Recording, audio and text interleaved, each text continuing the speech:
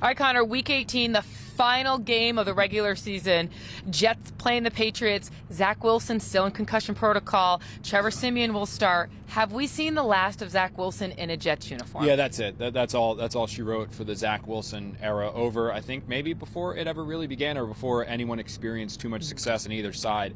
Robert Saleh didn't completely rule out Wilson returning, but when you ask him the question and he answers with, quote, "we'll see," unquote, that signals the end of the tenure, and I think it's probably best for both sides. Zach Wilson, he deserves a fresh start somewhere new, and for the Jets, they need to go out there, and whether it's this summer or offseason, I should say, or next offseason, they need to find their quarterback of the future, someone who can sit behind Aaron Rodgers for a year or two before eventually taking over. It's clear, though, now that that player will not be Zach Wilson. Both these sides are going to go their separate ways in the offseason. Robert Saleh did say, he does see Zach being a great quarterback, whether obviously not here, but somewhere else.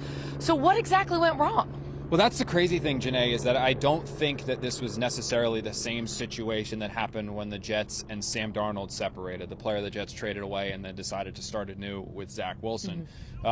When Sam was here, we talked a lot about how the Jets failed Darnold. They never gave him competent coaching. He was dealing with Jeremy Bates, then Adam Gase. He never had a good offensive line in front of him. He never had weapons and playmakers. That wasn't necessarily the case here with Zach. The Jets, I don't think, failed him. They invested significant resources in the offensive line. Injuries have depleted that group, but there are still significant resources invested there. They gave him players like Garrett Wilson, Breece Hall. They gave him an offensive-minded young coach in Mike LaFleur, and then they ended up moving on from him when that didn't mesh with Zach to bring in Nathaniel Hackett, and that didn't work. So I don't look at this as a situation where the Jets failed Zach. I just think it didn't work with Zach Wilson. Maybe because Zach Wilson, I know Robert Saleh is optimistic, but maybe Wilson just isn't at this point in his career a starting NFL quarterback. But by letting him go, he'll be able to get away from that hype, get away from that attention, sit behind an established quarterback, and then maybe try to start his career anew. Like I said, it's just not going to be here with the Jets. Connor Hughes, we made it. Week 18. Yeah. Barely.